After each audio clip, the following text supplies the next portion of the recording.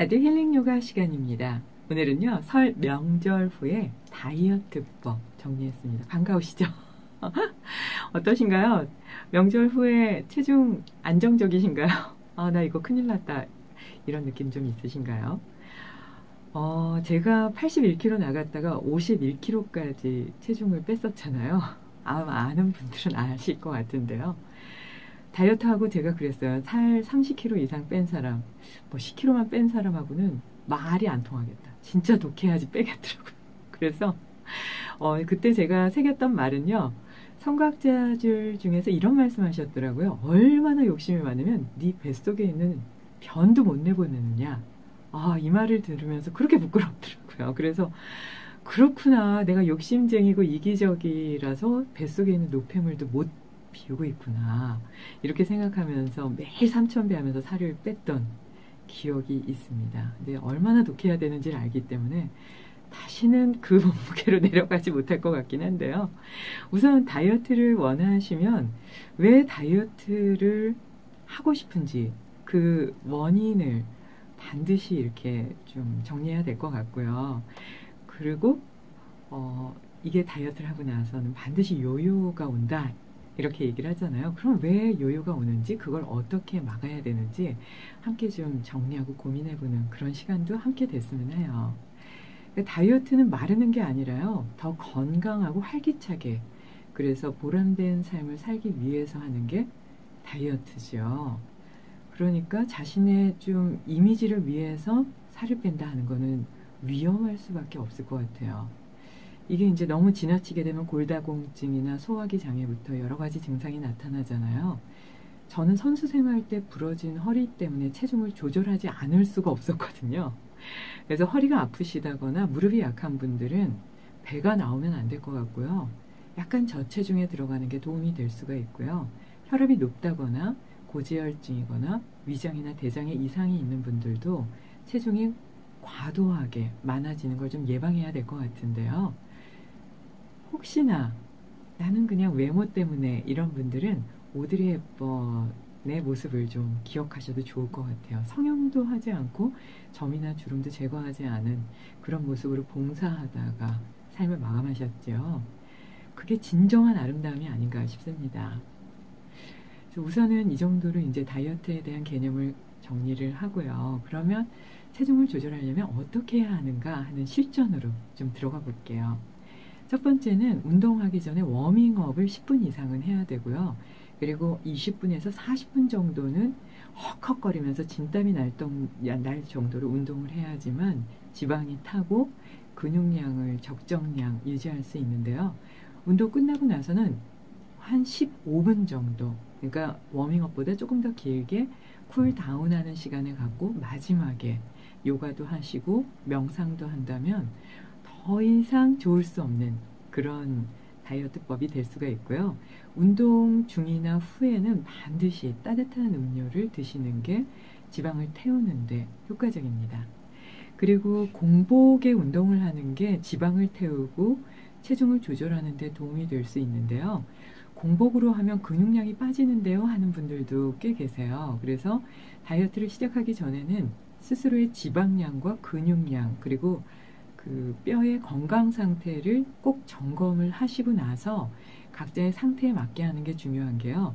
요즘은 50이나 60이 돼도 예전에 30대, 40대 정도의 그런 체력을, 그리고 건강 상태를 유지하고 계시는 분들이 워낙 많기 때문에 70대가 돼도 보통 한 50대 정도, 40대 후반 정도의 건강으로 보기도 하죠. 예전에 한 20, 30년 전에 70대와 지금의 70대는 전혀 다르다고 합니다.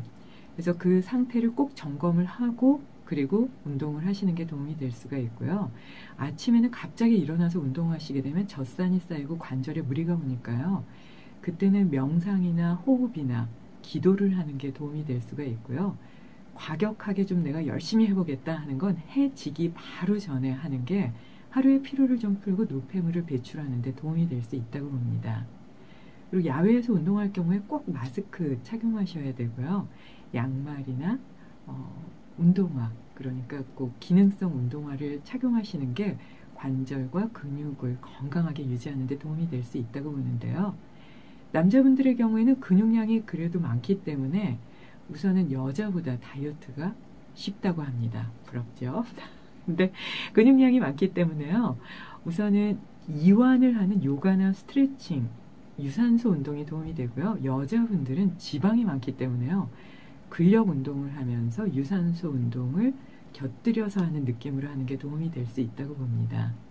그리고 여자분들은 사실은 체외 지방형이기 때문에 복부나 엉덩이, 허벅지에 살이 있는 게 정상이고요.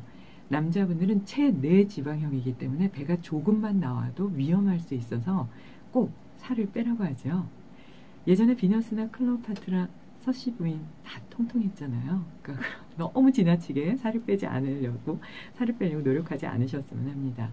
특히 자녀분들이 살이 좀 많아서 빼야 되겠다 이럴 때는 수직 운동, 그러니까 위로 뛰는 운동, 농구나 줄넘기나 높이뛰기 이런 운동을 많이 하면 성장판이 잘 발달되기 때문에 부모가 갖고 있는 유전자보다 더 많이 클 수 있는 확률이 높다고 하니까요.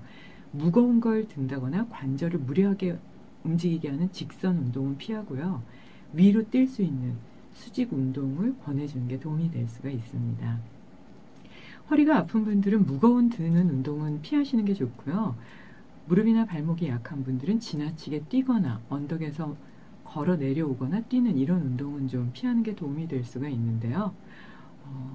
특히 음식 중에는 단맛은 기운을 머물게 하고 신맛은 모으게 하고 찬 것은 순환을 방해하기 때문에 체중을 조절하기 위해서는 단맛, 신맛, 짠맛은 그리고 찬 것 이거는 모두 다 피해야 된다고 봅니다.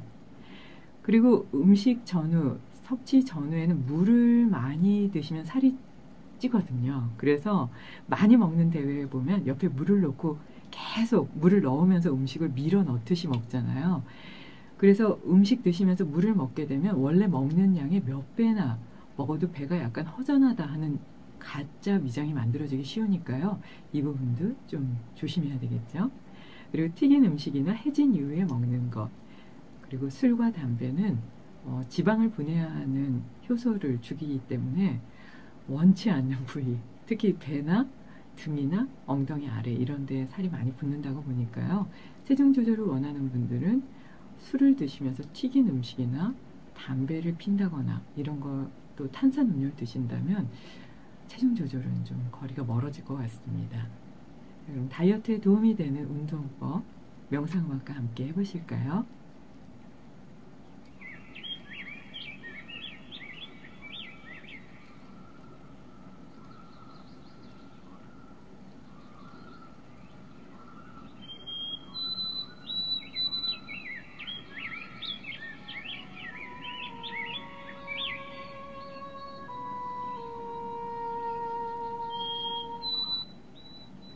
식욕을 조절하기 어렵거나 내장 지방이 우려되실 때는 편안하게 앉아서 들어가고 나가는 복식 호흡을 해보세요.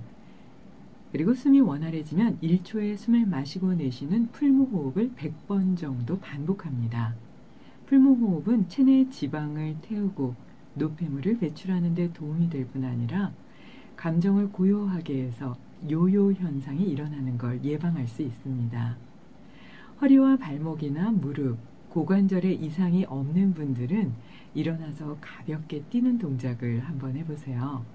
양손을 허리에 가져간 상태에서 양발을 좌우로 벌렸다가 모으는 점핑잭 동작을 반복합니다.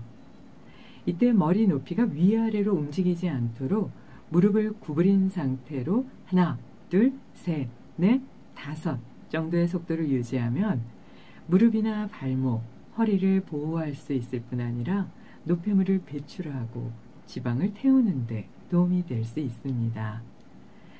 그리고 허리와 무릎이 좀 아프신 분들은 뛰기보다는 지압봉이나 용천혈을 자극할 수 있는 동그란 것을 놓고 그 위를 지그시 누르면서 걸어보세요.